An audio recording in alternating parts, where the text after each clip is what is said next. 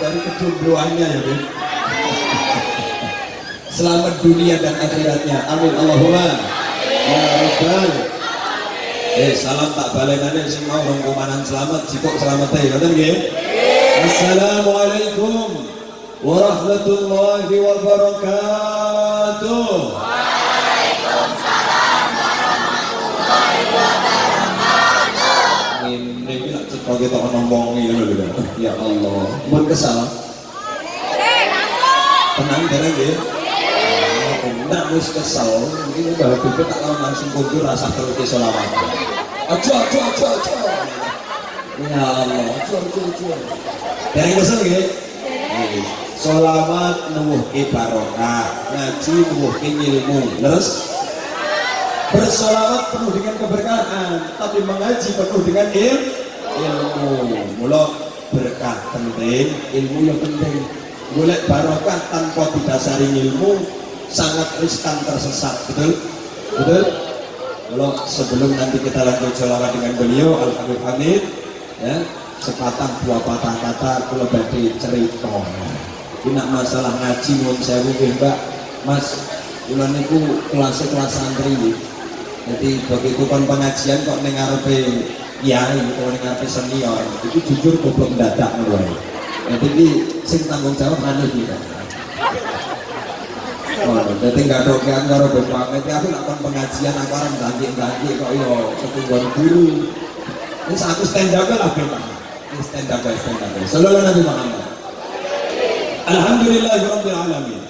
Wassalatu wassalamu ala asyrafil anbiya'i wal mursalin sayyidina wa maulana Muhammadin wa ala alihi wa ashabihi wa azwajihi wa dhurriyyatihi ومن تبعهم بإحسان إلى يوم القيامة أما بعد سعادة المحترمين والجلساء الأفاضل semua yang hadir pada kesempatan pagi hari ini yang kami muliakan Ketua YPI Tengku Umar Bapak Haji Arif Wiratmo SH, juga kepada Subkon YPI Tengku Umar Bapak Budi Santoso SPD MM, juga kepada Bapak Kepala SMA Tengku Umar Bapak Haji Mustafa SPD, juga kepada Bapak Kepala SMK Tengku Umar Ibu Bapak Kepala SMK Tengku Umar Ibu Suci Rahayu SPD.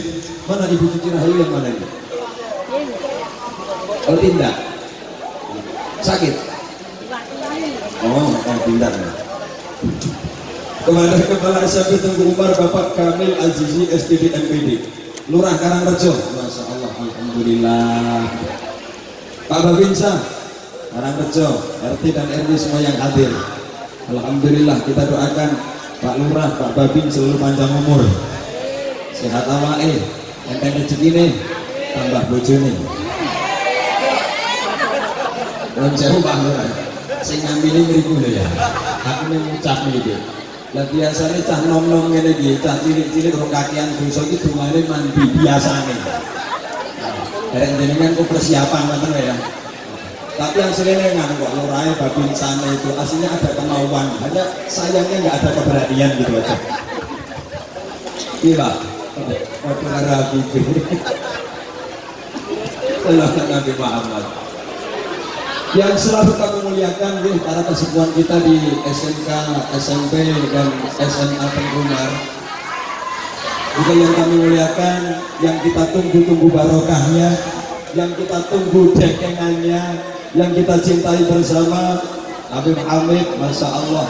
Kemarin pagi saya ketemu dengan beliau dalam keadaan ganteng, pagi ini juga ganteng juga. Iya. Aku ini esok bongok, esok ini tetap bongok kok dah. Sallallahu Nabi Muhammad. Sallallahu Nabi Muhammad. Teman-teman yang kami muliakan, Nabi Sallallahu Alaihi Wasallam wafat itu meninggalkan dua hal. Yang pertama Al-Quran, yang kedua As-Sunnah. Al-Quran sudah tentu kalamullah yang hak tentang kebenarannya. Ya pokoknya tabur. Halo. Tabur malah. Kaya-kaya semakin tak cahaya. Namun urus saya kancane. Nah, lanjut ya. Lanjut ya. Kalau ini jujur saya ya, cangkungnya aku ngaji itu tak terus nih. Cangkang seneng sholawat bareng mau ngaji bareng. Sholawat. Oh berarti ini nggak begitu juga tuh nggak begitu ya. Pokoknya sholawat tekan ke jam luru nanti ya. Ngaji kok dulu tinggal guyon dulu. Nabi Shallallahu Alaihi Wasallam wafat meninggalkan dua hal. Yang pertama Al-Quran, yang kedua As-Sunnah. Al-Quran sudah barang tentu kalamullah yang hak pasti benarnya. Al-Hadis juga kalam Rasulullah yang hak pasti benarnya. Tapi kadang yang kurang tepat adalah orang yang membawanya, orang yang mentafsirnya. Maka Al-Quran dan Al-Hadis hanya mampu diolah, hanya mampu dipelajari oleh makhluk-makhluk yang berakal. Yang berakal. Maka akal tanpa wahyu bahaya. Wahyu tanpa akal lebih berbahaya. Maka coba saya tanya teman-teman yang kami muliakan. Anda tahu surat Al-Fatihah? Itu wahyu atau bukan? Wahyu atau bukan? Kau tulis suratul Fatihah di selembar daun berwarna hijau. Kau hadapkan kepada kambing, kira-kira dibaca, dipahami atau dimakan? Ini wahyu. Tapi di hadapan makhluk yang tidak berakal. Betul? Kita sebagai manusia, insan muslim dan muslimah, ketika melihat mushaf atau Quran yang sudah tersobek gitu seumpama, terus berada di pinggir jalan, meskipun kita tidak mampu membacanya dan jarang mempelajarinya, kira-kira Anda ambil dan Anda muliakan atau tidak? Diambil dan dimuliakan. Mengapa? Karena kita berakal. Maka teman-teman yang kami muliakan, mengapa ini penting saya sampaikan pada generasi milenial saat ini? Karena apa? Subhanul yaumi rijalul hadi. Penerus masa depan bangsa, penerus masa depan agama adalah pemuda-pemudi di hadal zaman. Bagaimana keadaan kota kita ini, keadaan negara kita ini 10, 20, bahkan 50 tahun yang akan datang, itu terserah Anda yang hidup muda di hadal zaman. Maka Al-Quran sudah pasti hak. As-Sunnah itu dibagi menjadi 3. 1 sunnah qauliyah, 2 sunnah fi'liyah, 3 sunnah takririyah. Yang pertama sunnah apa Mbak? Qauliyah. Yang kedua fi'liyah. Yang ketiga takririyah. Apa itu sunnah qauliyah? Semua pengendikan di Kanjeng Nabi, kalam-kalam dari Rasulullah, perintah-perintah dari Rasulullah, kalau kita lakukan, kita jalankan. Contoh, Nabi menganjurkan untuk kita sholat duha, Nabi menganjurkan untuk kita bersedekah, Nabi menganjurkan untuk kita berbuat baik, kita lakukan, maka kita dapat pahala dari menjalankan sunnah qauliyah. Yang kedua, sunnah fi'liyah. Apa? Perilaku Nabi. Bagaimana cara Nabi makan, bagaimana cara Nabi duduk, bagaimana cara Nabi berjalan bersama pasangannya, bagaimana cara Nabi bertanya, dan ketika Nabi kumpul dengan orang-orang yang lebih tua. Maka perilaku Nabi ketika kita contoh, kita itba, manut, nurut, masuk dalam kategori sunnah fi'liyah. Jadi mohon maaf Pak Kepala, Rasulullah itu kalau berjalan bareng sama istrinya itu selalu bergandengan tangan Pak Kepala. Bener loh Pak Polisi. Kanjeng Nabi itu nak tindak kali garwane pasti bergandengan tangan dengan keadaan mesra. Rangandel takon pitune. Nggih. Jadi iya dong ono pitune ning kene iki lho. Rangandel takon pitune. Nggih mboten? Nggih. Iki Kanjeng Nabi. Maka kita kalau mau itba Nabi, mohon maaf Pak Tapi, Pak Lurah, Pak Kepala itu. Kalau jalan sama istri ya digandeng. Ya kira-kira gitu kan sarang garuda digandeng atau ngarang buri? Ngarang buri. Oh istrinya datang nggak istrinya? Masya Allah. Ibu digandeng nggak kalau sama bapak Bu? Bukan tahu. Ngarang tahu digandeng. Itu raibak Nabi. Kanjeng Nabi itu tidak kalian gandeng, selalu digandeng. Maka Pak, nuwun sewu dan bapak-bapak yang lain dan kamu calon suami-suami ya, besok kelak kamu menikah punya pasangan, kemanapun anda berjalan dengan pasangan, itbak dengan kanjeng Nabi, itbak kepada Rasulullah, gandeng tangan istrimu. Sepakat? Meskipun belum sepuh-sepuh ini, tetap harus mesra bergandengan. Nanti kalau ada tetangga, tak maturi, orang bergandengan tangan dengan pasangan, ini mohon maaf, ini kalau buat adik-adik untuk persiapan masa depan, kalau buat ibu-ibu dan bapak-bapak berarti persiapan pulang pengajian, gitu ya. Ini ilmunya gitu. Wa idza akhadha rajulun yadaha fa kharaja jami'i dhunubahuma min baini asabi'ihima. Ketika ada seorang suami menggandeng tangan istrinya, maka fa kharaja jami'i dhunubahuma, semua dosanya rontok min baini asabi'ihima, melalui sela-sela jarinya. Loh, gokrok itu itu wong wis dibujuk itu gandengan wis rontok dirinya. Kok terus sampean balis kok gandengan karo pasanganmu. Nah, kalau tonggo sing ngomong lah tuwekan sik wis senakno. Katakan dengan tegas, nak apa gokrok itu iso, ngono lho ndak? Paham ya? Itulah kalau sudah menikah. Tapi bagi yang belum, halo. Likulli ladatin fin nikah ibadatun. Semua syahwat dalam pernikahan adalah ibadah. Berarti sebaliknya, syahwat birahi yang timbul sebelum pernikahan adalah dosa. Paham? Oh, nyawang wedok sing dudu mahram dosa. Astagfirullah. Demek wedok sing dunal mahram dosa. Apa menarani demek ngrangkul wong wedok sing dudu mahram. Mbak ini ngomong kamu gede dosa. Kayak kancamu ngono ya. Iya. Ini perlu saya sampaikan, Beb. Nom-noman itu model-model SMA itu zaman sekarang, harga zaman banyak terjadi. Kalau sudah mengatakan cinta, kamu cinta sama aku. Kalau belum cium aku berarti belum cinta.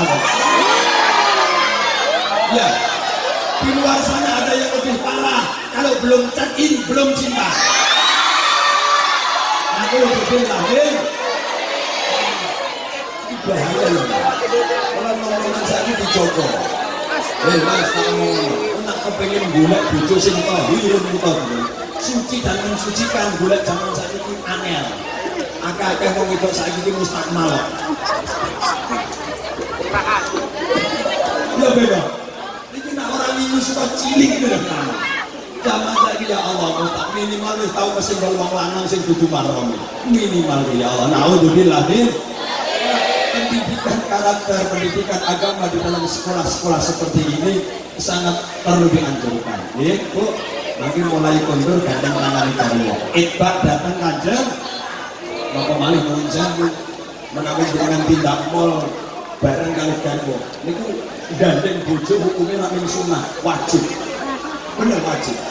Istri dari rumah izin mau ke mall, kemana dek? Mau ke mall, anterin dong. Oke tak anterin. Mau beli apa? Mau beli gamis. Ya udah, anda gandeng di mall. Nanti kalau udah dapat gamisnya langsung diajak pulang. Karena kalau nggak digandeng, gamis sudah dapat, nanti ada tas bagus, dia pergi ke tempat tas. Ada sendal bagus, dihampiri sendal itu. Rembuk dari wong lanang. Saudara Nabi Muhammad. Itu sunnah fi'liyah, perilaku Nabi. Adik-adikku yang saya muliakan, Nabi ketika berjalan di depan ada batu, beliau ambil, beliau singkirkan. Beda dengan teman-temannya, teman-teman begitu jalan ada batu ditendang, udah. Oh, bareng menangi koncol, apa menangi koncol tonggo, tar pecah masalah. Nabi menzewu, wajahnya basam. Basam itu selalu tersenyum. Siapapun yang memandang Nabi, siapapun yang melihat Nabi, timbul rasa mahabbah. Bahkan sebenarnya kafir-kafir Quraisy yang menjadi musuhnya Rasulullah itu mahabbah kepada Rasulullah sebenarnya, cinta sebenarnya. Karena nopo sewu gandeng kanjeng Nabi tidak makan, akhirnya terus ngepet kese makanan.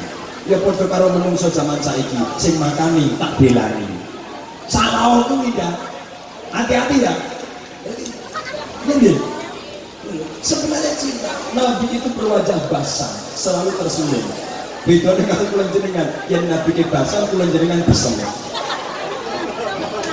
Lho nanti lo bukti lah, lo bukti gampang. Delok putune basah toh, lah pinggire. Ini besem balik cilik ya. Dosa men orang ini kiai besem ngono.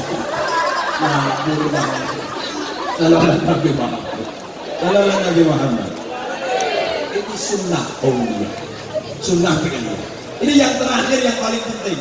Dengarkan, catat. Sunnah takririyah. Nabi tidak pernah mengajarkan memang. Nabi tidak pernah mencontohkan memang. Tapi Nabi meridhoi. Contohnya apa? Kegiatan kita pagi hari ini, Pak. Kegiatan kita pagi ini, Bu, tidak pernah diajarkan di zaman Nabi. Tidak pernah diperintahkan oleh Nabi. Akan tetapi Nabi meridhoi. Ini namanya sunnah takririyah. Sunnah takririyah. Suatu ketika sahabat Bilal bin Rabah pernah dipanggil Rasulullah SAW. Wahai Bilal, kau lakukan amalan apa yang tidak kami ajarkan? Bilal bin Rabah menjawab kepada Rasulullah, wahai ya Rasul, ampuni diriku, maafkan diriku, karena aku lakukan sholat sunnah 2 rakaat setelah wudhu. Sholat apa wahai Bilal? Sholat ba'diyatal wudhu. Apa kata Nabi? Bilal, teruskan sholat 2 rakaat setelah wudhu. Karena apa? Barokah sholat yang kamu lakukan. Saya bermimpi kedua bagianmu sudah berada di depan pintu surga. Sholat itu yang ilalan sampai hanya zaman kita kenal dengan nama sholat sikril. Sikril urung kenal sampean karo sikril wudu. Ngaji ya, ngaji itu penting loh ya.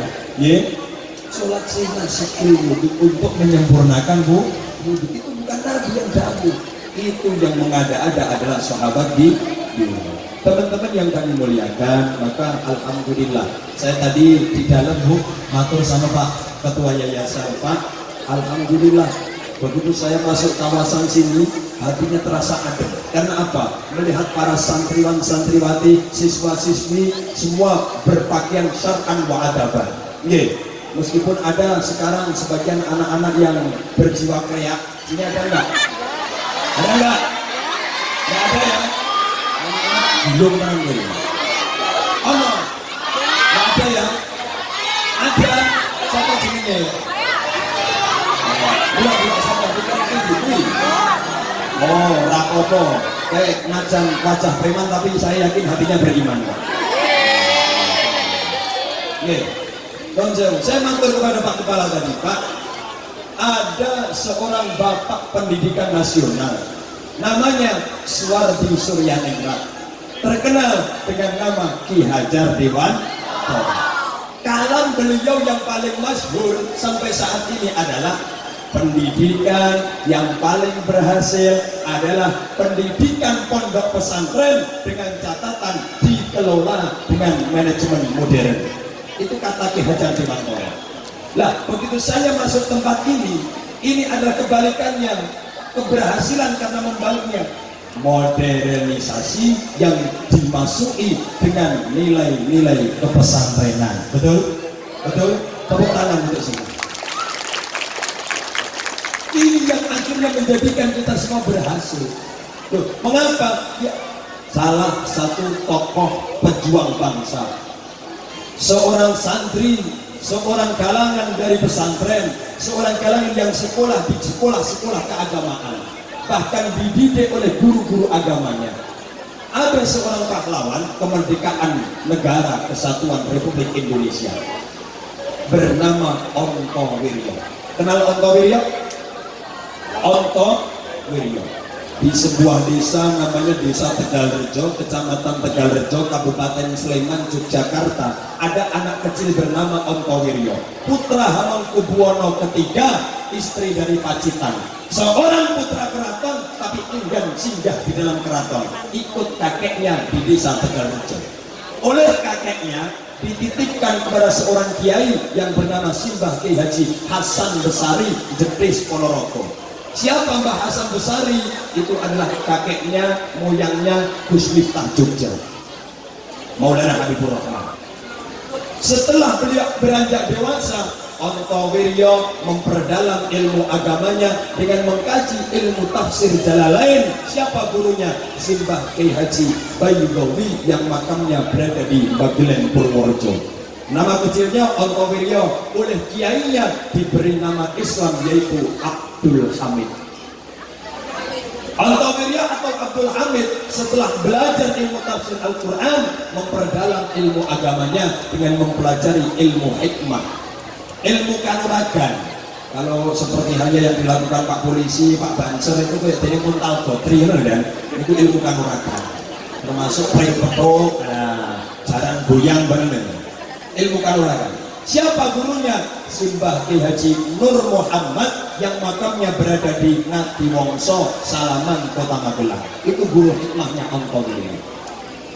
Ontowiryo begitu selesai melaksanakan pendidikan, ikut di dalam pergerakan perjuangan kemerdekaan.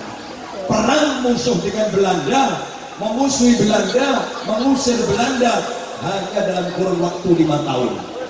Dari 1825 sampai 1830.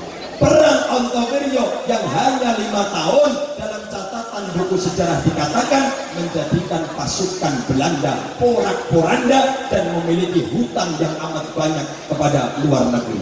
Ini hebatnya perang kepada orang-orang yang dididik oleh pesantren, orang-orang yang dididik oleh para kiai. Ontowiryo begitu wafat, namanya diabadikan menjadi nama Universitas Negeri di Kota Semarang, di Tembalang dan di Pebulan. Ontowiryo begitu wafat, namanya dijadikan nama Makodam di Jawa Tengah dan di DIY. Ontowiryo begitu wafat, patungnya dipajang di tengah-tengah alun-alun Kota Magelang, nganggo jaran jubahan, ini sore ono tulisannya Turonggo Tinitihan Sesekaring Bamono. Kuda menjadi bunga kendaraan dunia. Ontowiryo terkenal dengan nama Pangeran Diponegoro. Itu orang yang dididik dengan nilai-nilai kepesantrenan, nilai-nilai keagamaan.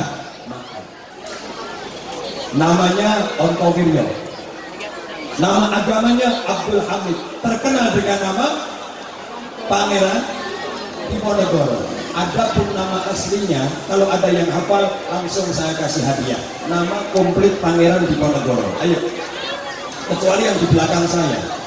Buriku hafal kabeh, bentino ngaji karo aku. Pangeran siapa? Ada yang hafal? Nama komplit Pangeran Diponegoro. Yuk, Kiai Haji Bendoro Raden Mas Abdul Hamid Ontowiryo Mustahar Heru Cokro Senopati ing Ngalogo saiki Panoto Gomo Amirul Mukminin Khalifatullah Tanah Jawi Pangeran Diponegoro Pahlawan Goa Selarong. Apa? Labi bebeng ngelung. Apa mboten? Itu dinapunten be. Dadi kiai niku Pak Kepala kangelan ngapalke. Kadang wis ngapalke ra ono sing ngundang. Kan untung penggemar ngundang. Iya bener. Oh ya, apa itu orang sangat palsu, enak, yang penting sholawat, nonton kan? Wah, aku ya waduh. Aku mulai saya gitu yang dipuni Jokowi Bim Hamid dah.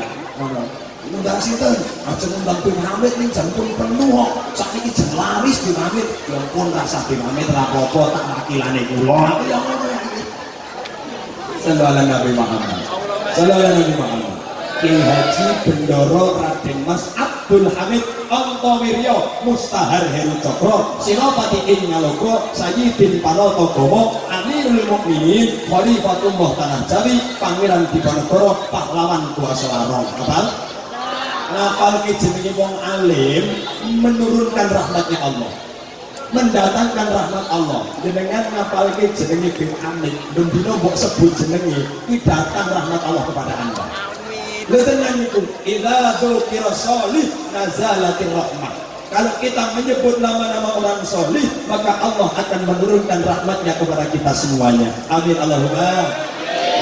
Jadi nanti dengan minimal sebut asma-asma orang soleh, silahkan pilih Sekarang kamu jenengan mahabbahnya dengan Beb Hamid, udah sebut aja.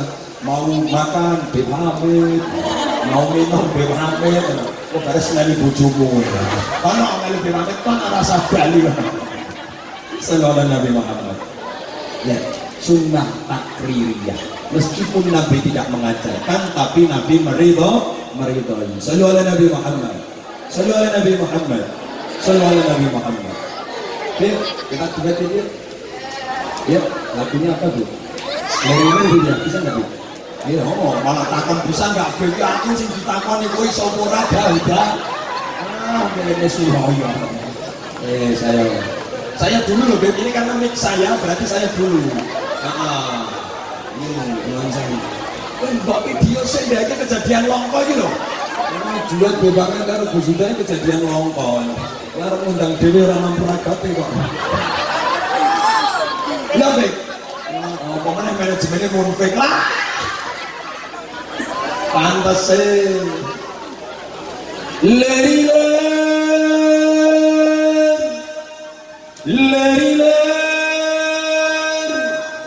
dan durer wasubirer dan yuk royo royo tak senggota menterayar dan yuk royo royo dan senggok tementaraya.